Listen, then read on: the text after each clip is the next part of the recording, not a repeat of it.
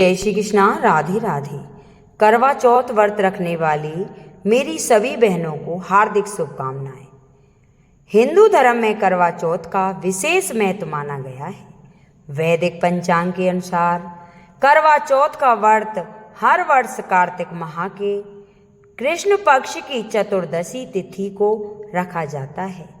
इस दिन हर सुहागिन महिलाएं अपने पति की लंबी उम्र के लिए व्रत रखती हैं। वहीं इस व्रत को कुंवारी कन्याएं भी रखती हैं। वो अच्छे वर की कामना के लिए करवा चौथ का व्रत करती हैं।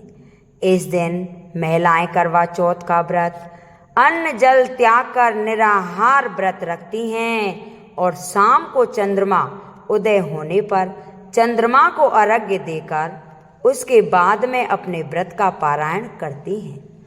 पंचांग के अनुसार साल 2024 में कार्तिक महीने की चतुर्दशी तिथि 20 अक्टूबर 2024 दिन रविवार को करवा चौथ का व्रत रखा जाएगा और चंद्रोदय का समय रहेगा रविवार शाम 7:54 पर चंद्रोदय होगा। सभी माताएं 20 अक्टूबर 2024 दिन रविवार को व्रत धारण करेंगी। इस दिन सुबह जल्दी उठें, नित्य कर्मों से निवृत्त होकर स्नान करें और व्रत का संकल्प लें। चौथ के व्रत में हमेशा कहानी दोपहर 1 बजे के बाद कही या सुनी जाती है। जब भी आप कहानी सुने तो ध्यान रखें कि राहु काल का समय नहीं होना चाहिए। अब अपने अखंड सौभाग्य की कामना करते हुए सुनते हैं करवा चौथ व्रत कथा। सभी बहनों से मेरी विनती है कि इस कथा को ज़्यादा से ज़्यादा मेरी दूसरी बहनों में शेयर करें ताकि वो भी इस कथा को श्रद्धापूर्वक सुन सकें।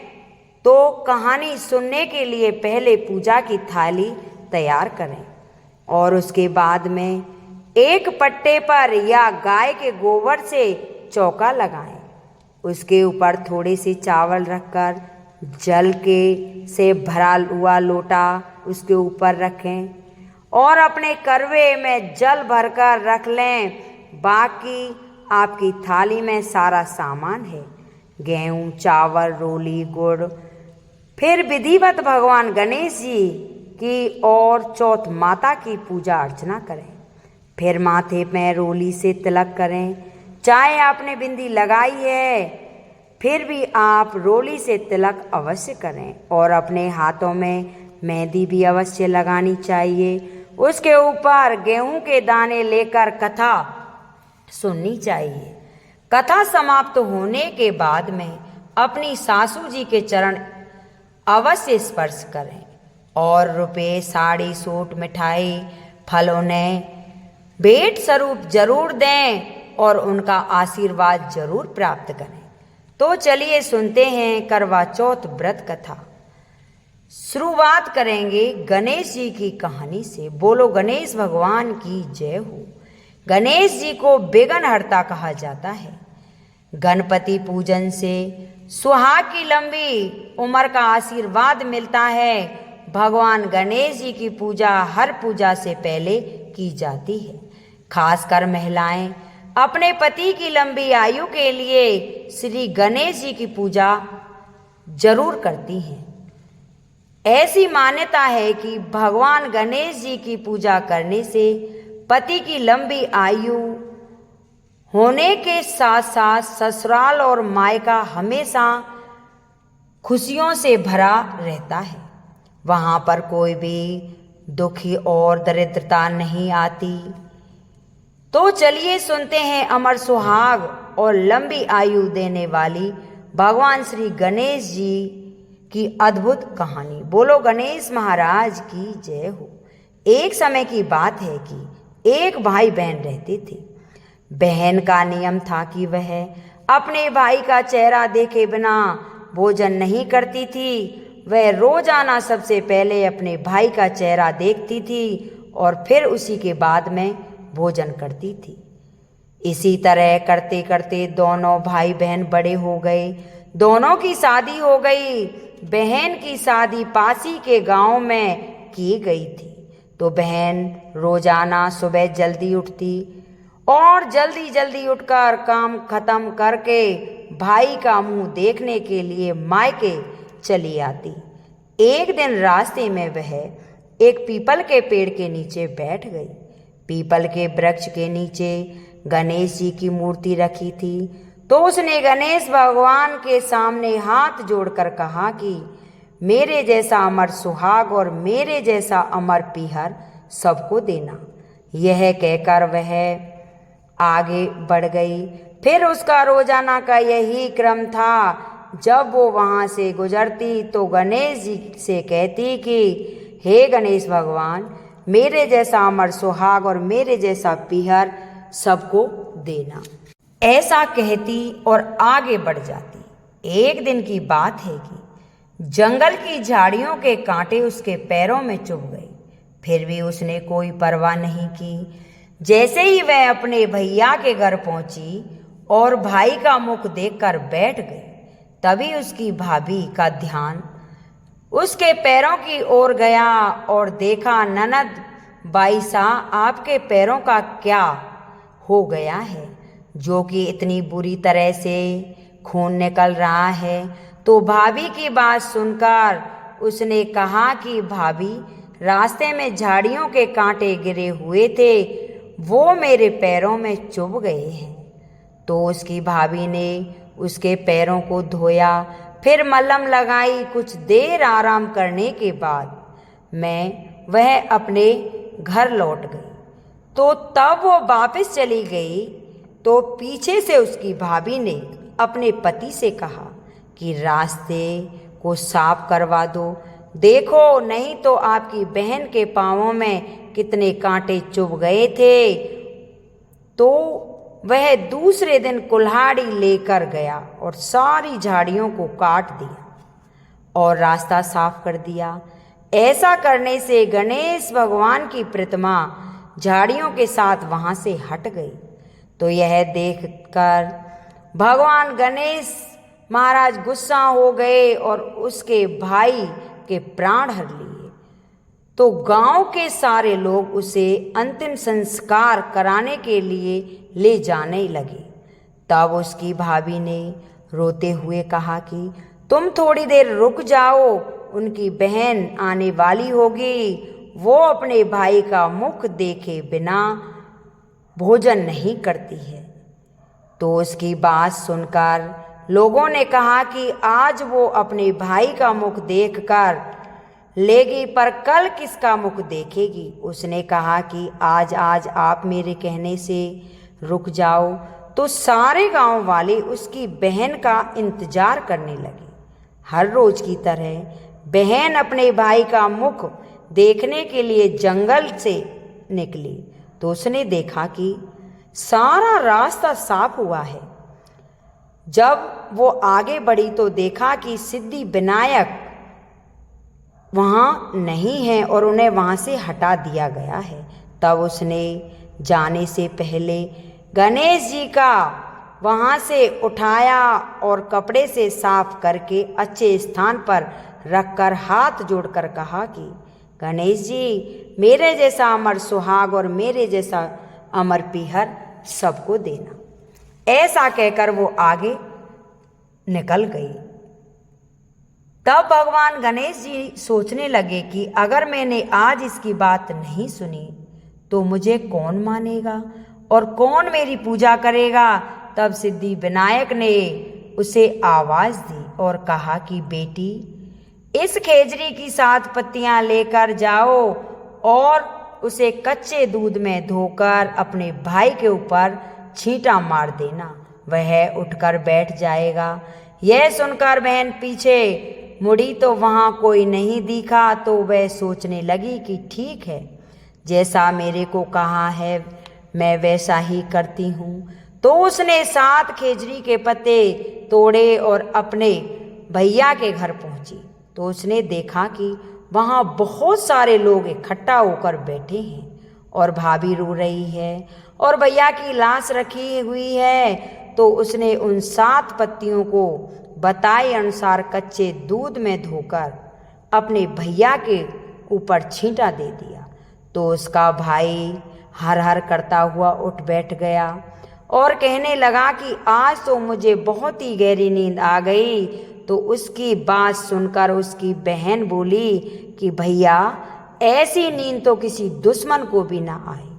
तो उसका भाई बोला, क्यों बहना, ऐसा क्या हुआ और इतने सारे लोग यहाँ क्यों हैं? तो उसने सारी बात अपने भैया को बताई। तो सारे गांव वाले गणेश जी के चमत्कार से हैरान हो गए और फिर उसी दिन से सारे लोग गणेश जी की पूजा पूरी श्रद्धा भाव से करने लगे। बोलो गणेश भगवान की जय।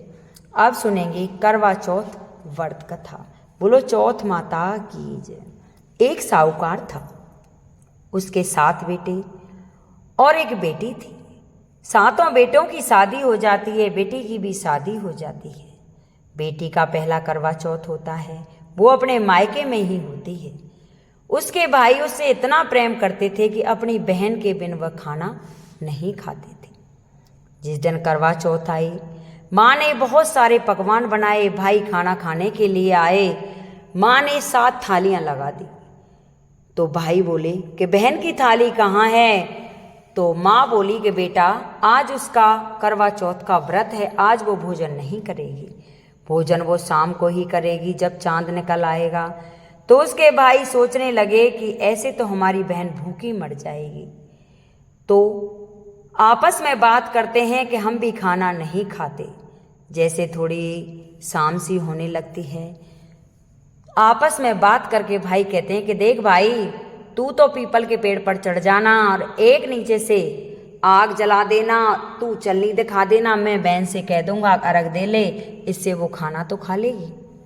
तो उन्होंने ऐसा ही किया। एक बट के वृक्ष के ऊपर चढ़ गया, दूसरे ने आग जला दी, तीसरे ने छलनी दिखा दी। एक भाई आया, चल बहन, चांद निकल आया और चल के खाना खा ले, अर्घ दे दे। अब तो वो अपने भाइयों से भाभियों से कहती है कि भाभी आप भी चलो, चांद निकल आया, अर्घ्य दे दो। तो भाभियाँ कहती हैं कि भाई साहब, हमारा चांद नहीं निकला है, हमारा तो रात को ही निकलेगा, आपका चांद निकला है, आप अर्घ्य दे दो। तो बहन जाती है, अर्घ्य दे देती है, भाइयों के साथ खाना खाने के लिए बैठ जाती है। पहला निवाला मुख में देती है, छींक होती है। दूसरा निवाला मुंह में देती है, बाल निकलता है। तीसरा निवाला जैसे ही मुंह में देती है, ससुराल पक्ष से दूत आ जाता है और कहता है कि साहूकार का लड़का बहुत तेज बीमार है, इन्हें जल्दी से भेज दो। यह सुनकर वो घबरा जाती है। उसकी माँ संदूक खोलती है और उसमें से साड़ियाँ निकालती है। 3 बार साड़ी निकालती है, तीनों बार सफ़ेद साड़ी निकलती है। उसकी माँ का कलेजा धक से हो जाता है और अपनी बेटी को सफ़ेद साड़ी देते हुए कहती है कि बेटी, ये सिक्का ले जा, अगर जो भी तुझे कोई सुहाग का आशीर्वाद दे दे, उसी को ये सिक्का दे देना और अपने पल्लू में गांठ लगा लेना। अब तो साहूकार की बेटी अपनी ससुराल के लिए चल देती है। रास्ते में जो भी मिलता है उसके पैर छूने को होती है, लेकिन सभी अपने अपने पैर पीछे कर लेते हैं। ऐसे ऐसे वो दरवाजे पर पहुंच जाती है ससुराल में। छोटी, सबसे छोटी ननद थी, वो दरवाजे पर खड़ी होती है, उसके पैर छूती है। तो पैर छूते ही वो कहती है कि अमर सुहागो 7 पुत्रों की माँ हो, मेरा भाई का घर बसाए। यह कहते ही वो सोने का सिक्का निकाल कर दे देती है। इधर अंदर जाती है तो उसका पति मृत्यु को प्राप्त हो जाता है और उसकी लाश सामने पड़ी होती, रोलती है, बिलखती है। तो इंतजार करती है। सासू माँ कहती है कि अरे मेरे बेटे को खा गई, खरी खोटी सुनाती है। तो सारे लोग कहते हैं कि चलो इसे ले चलो, अंतिम संस्कार के लिए उसे ले जाने लगते हैं।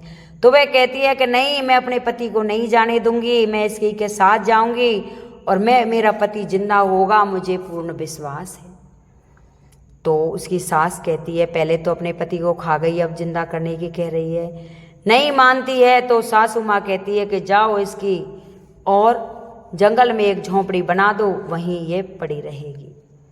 अब तो उसकी जंगल में एक झोंपड़ी बना दी जाती है, वहीं गंगा का किनारा होता है और वहीं वो रहने लग जाती है। छोटी ननद के हाथ शाम को रोटियां भेज देती थी, पानी भेज देती, उसी पी के गुजारा होता है। 1 महीना बीतता है। 1 महीना बीतता है, जोर से बिजली चरकती है, आंधी तूफान चलते हैं और गड़गड़ गड़गड़ की आवाज होती है। आवाज होते ही बाहर से आवाज आती है, 7 भाइयों की प्यारी बहन अदवर खानी करवे ले, अपने पति को खानी करवा ले। तो ये आवाज़ सुनकर बाहर आती है और उससे पूछती है कि आप कौन हो? चौथ माता हूँ। बोली कि माँ, मुझसे बहुत बड़ी गलती हो गई, मैंने आपका व्रत भंग किया है और मुझे अमर सुहाग दे दो, मैं आगे से ऐसा नहीं करूँगी और आपका नियम से व्रत करूँगी। तो वो कहती है कि मैं तो मार्गशीर्ष की चौथ हूँ, मैं तुझे सुहाग का आशीर्वाद नहीं दे सकती। चौथ माता चली जाती है। फिर कुछ दिन बीतते हैं, ऐसे ही फिर अगली चौथ आती है। बिजलियाँ चमकने लगती हैं, बादल गड़गड़ करने लगते हैं, आंधी तूफान चलते हैं और चौथ माता आवाज़ देती है, 7 भाइयों की प्यारी बहन अदवर खाने, अपने पति को खानी करवा ले। वह बाहर निकलती है और पैर पकड़ लेती है कि माँ मुझे माफ़ कर दो, मैंने आपका व्रत भंग करके बहुत बड़ा अपराध किया है, मेरे पति को जीवन दान दो। तो वह कहती है कि मैं तो पौष माह की चौथ हूँ, मैंने तेरे पति के प्राण नहीं लिए, जिसने तेरे पति के प्राण लिए हों उसी से कहना। फिर कुछ दिन बीतते हैं। कुछ दिन बीतने के बाद माघ महीने की चौथ आती है। फिर बिजलियाँ चमचमाती हैं, गड़गड़ाती हैं और ऐसा ही होता है। और चौथ माता कहती है कि 7 भाइयों के प्यारी बहन अदवर खाने, व्रत को भंग करनी, पति को खाने वाली करवा ले। भागकर बाहर निकलती है। चौथ माता के पैर पकड़ लेती है कि माँ मुझे माफ़ कर दो, मैंने आपका व्रत भंग करके बहुत बड़ी गलती की है।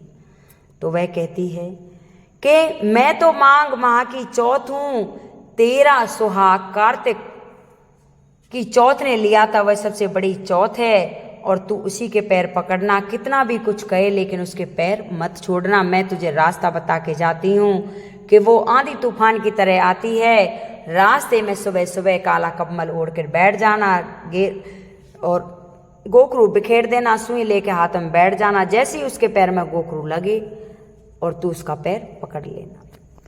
तो चौथ माता के कहकर चली जाती है। जब करवा कार्तिक के महीने की चतुर्दशी तिथि आती है तो पहले ही सबसे पहले जाकर रास्ते में बैठ जाती है, गोखरू बखेर देती है। चौथ माता आती है, ख्यात भाइयों के प्यारी बहन अदवर खानी करवा ले, पति को खानी करवा ले, आंधी तूफान की तरह चली आती है। उसके जैसे ही पैर में गोखरू लगता है तो उसका वो साहूकार के बेटे की बहू पैर पकड़ लेती है। पैर पकड़ते ही गोखरू निकालती है तो वो उसको आशीर्वाद देती है, सदा सुहागिन रहे। जैसे ही आशीर्वाद देती है वो अपना कम्बल हटा देती है। कम्बल हटाने के बाद कहती है, अरे तू तो मेरा व्रत भंग किया था, तुझे आशीर्वाद कहाँ से दे दूँ? तो लात मारती है, दांतों से काटती है और उससे मुझे छोड़। लेकिन साहूकार की बहू उसका पैर नहीं छोड़ती, उसका पैर पकड़े रहती है कि माँ तूने आशीर्वाद दिया है तो उसे पूर्ण करो। तो वो कहती है कि तूने मुझे बहुत छला, जब मैंने तुझे आशीर्वाद दे दिया तो मुझे पूर्ण करना होगा। तो वह अपने उसके पति के पास आती है, सिर पर हाथ घुमाती है। चौथ माता की कृपा से उसका पति जीवित हो जाता है। अगले दिन उसकी बहन रोटियां लेके जाती है तो दोनों पति पत्नी चौपड़ सार खेल रहे होते हैं। तो माता से आकर कहती है कि माता, वहाँ तो भाभी और भैया बैठे हुए हैं। तो माता भगी जाती है, वहाँ देखती है कि बहू बेटा दोनों हैं। तो उनसे कहती है कि बहू घर चलो, लेकिन मैं गांव वालों से क्या कहूँगी कि कौन ये मेरी बेटा है, ये मेरी बहू है, कैसे उन्हें पता होगा। तो बहू कहती है, माँ आप सारे गांव का प्रति भोज करो और हम गाजे बाजे से आपके यहाँ आएंगे। तो साहूकार होता है, सारे नगर को निमंत्रण देता है, भोजन पे सारा नगर आता है। इधर गाजे बाजे से उसके बेटा बहू वहाँ आते हैं। आते ही और जैसे ही देरी में पैर रखते हैं तो उसके स्तनों से दूध निकल के और उस लड़के, साहूकार के लड़के के मुंह पे, दाढ़ी पे लग जाता है। सभी में जय जयकार होने लग जाती है कि यही साहूकार के बेटा बहू हैं। हे चौथ माता, जैसे आपने साहूकार की बहू पर कृपा दृष्टि बनाई, वैसी ये कथा सुने हुंकारा वरे सभी की मनोकामना पूर्ण करना, सभी के वारे न्यार करना, भंडारे भरना। बोल चौथ माता की जय। अब सुनेंगे सावित्री की कहानी। भद्र देश के राजा थे जिनका नाम अस्पति था। भद्र देश के राजा अस्पति ने कोई संतान नहीं थी। उन्होंने संतान की प्राप्ति के लिए मंत्रोच्चारण के साथ प्रतिदिन 1 लाख आहुतियां दी। 18,000 वर्ष तक यह क्रम जारी रहा। इसके बाद सावित्री देवी ने प्रकट होकर वर दिया कि राजन, तुझे एक तेजस्वी कन्या पैदा होगी। सावित्री देवी की कृपा से जन्म लेने के कारण से कन्या का नाम सावित्री रखा गया। कन्या बड़ी होकर बेहद रूपवान हुई। योग्य वर न मिलने की वजह से सावित्री के पिता दुखी थे। उन्होंने कन्या को स्वयंवर तलाशने भेजा। सावित्री तपोवन में भटकने लगी। वह शाल्य देश के राजा धूमसेन रहते थे। क्योंकि उनका राज्य किसी ने छीन लिया था, उनके पुत्र सत्यवान को देकर सावित्री ने पति के रूप में उनका वरण कर लिया। ऋषि राज नारद को जब यह बात पता चली तो वह राज अस्पति के पास पहुँचे और कहा कि हे राजन, यह क्या कर रहे हैं आप? सत्यवान गुणवान है, धर्मात्मा है और बलवान भी है, पर उसकी आयु बहुत छोटी है। वह अल्पायु है। 1 वर्ष के बाद ही उसकी मृत्यु हो जाएगी। ऋषि राज नारद की बात सुनकर राजा अश्वपति घोर चिंता में डूब गए।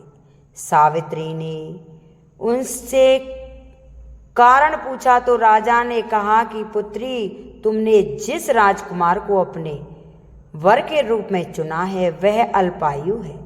तुझे किसी और को अपना जीवन साथी बनाना चाहिए। इस पर सावित्री ने कहा कि पिताजी, आर्य कन्याएं अपने पति का एक बार ही वरण करती हैं। राजा एक बार ही आज्ञा देता है और पंडित एक बार ही प्रतिज्ञा लेते हैं, और कन्यादान भी एक ही बार किया जाता है। सावित्री हट करने लगी और बोली, मैं सत्यवान से ही विवाह करूंगी। राजा अश्वपति ने सावित्री का विवाह सत्यवान से कर दिया। सावित्री अपने ससुराल पहुंचते ही सास ससुर की सेवा करने लगी। समय बीतता चला गया। नारद मुनि ने सावित्री को पहले ही सत्यवान की मृत्यु के दिन के बारे में बता दिया था। वह दिन जैसे जैसे करीब आने लगा, सावित्री अधीर होने लगी। उन्होंने 3 दिन पहले से ही उपवास शुरू कर दिया। नारद मुनि द्वारा कथित निश्चित तिथि पर पितरों का पूजन किया। हर दिन की तरह सत्यवान उस दिन भी लकड़ी काटने जंगल गए, तो सावित्री भी उनके साथ जंगल में पहुंचकर सत्यवान लकड़ी काटने के लिए पेड़ पर चढ़ गए।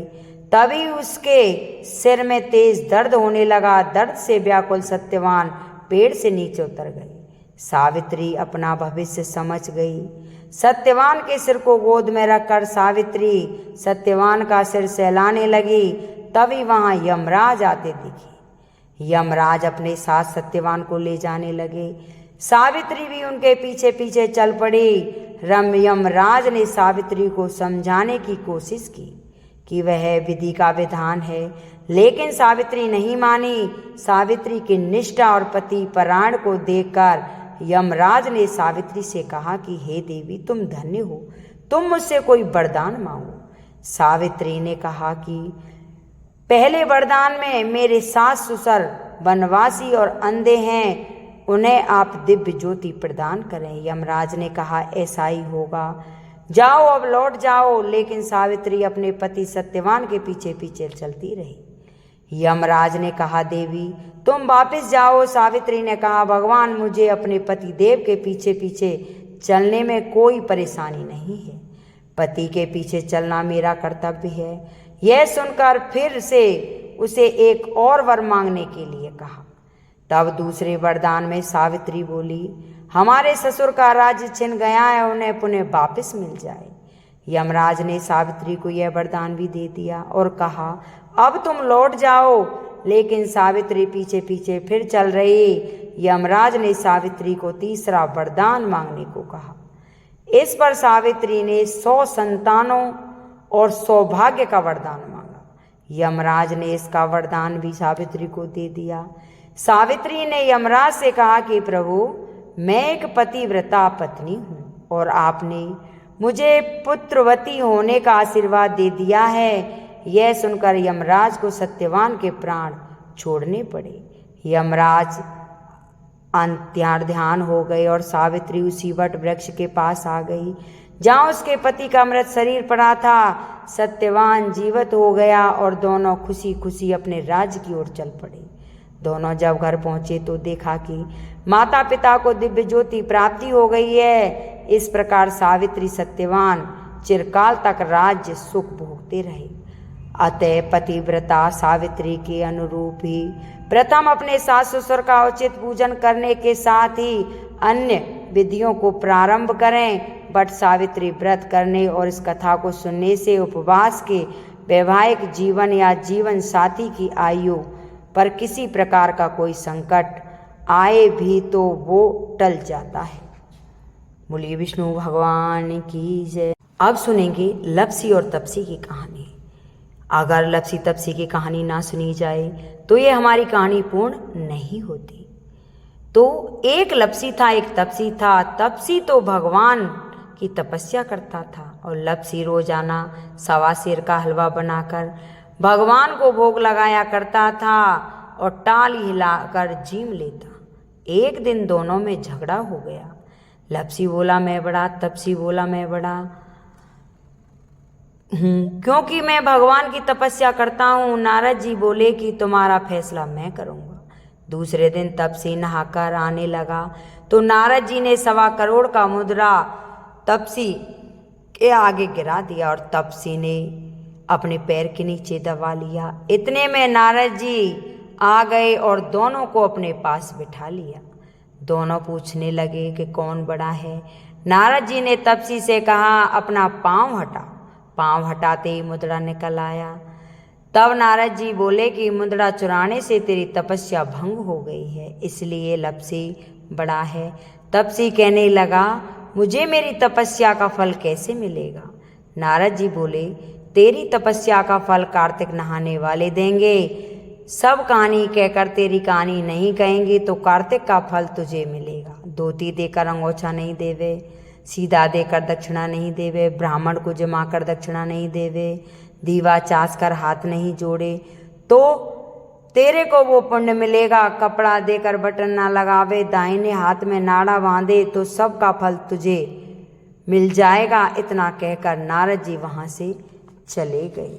तो जो भी कहानी सुने पढ़ें उसमें लप्सी तपसी की कहानी जरूर सुने, नहीं तो वो सारा फल तपसी को चला जाता है। अगर ये मेरी कहानी किसी भी माता बहन को अगर ये पसंद आई हो तो इसे लाइक करें, शेयर करें, सब्सक्राइब करें और कमेंट बॉक्स में जय विष्णु भगवान की जरूर लिखें। सभी माता बहनों को करवा चौथ की फिर से एक बार दिल से हार्दिक बधाई हो। बोलो चौथ माता की जय।